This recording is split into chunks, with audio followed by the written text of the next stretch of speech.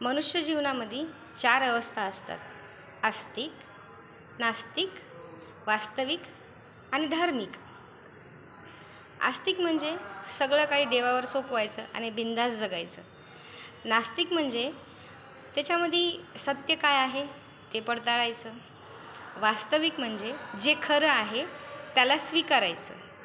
आणि धार्मिक म्हणजे जर उदाहरण देऊन सांगायचं झालं तर भगवद्गीतेत सांगितले की श्रीकृष्णानं की भूतही मीच, राक्षसही मीच, देवही मीच, दानवही मीच पृथ्वीच्या कणाकणात व्यापलेला आहे.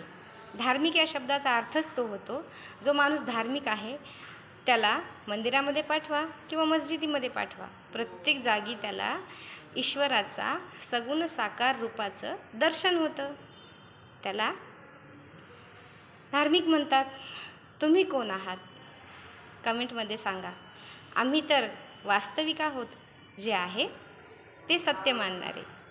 भ्रम आणि भक्ती ह्यातला फरक कळला पाहिजे. जय भीम.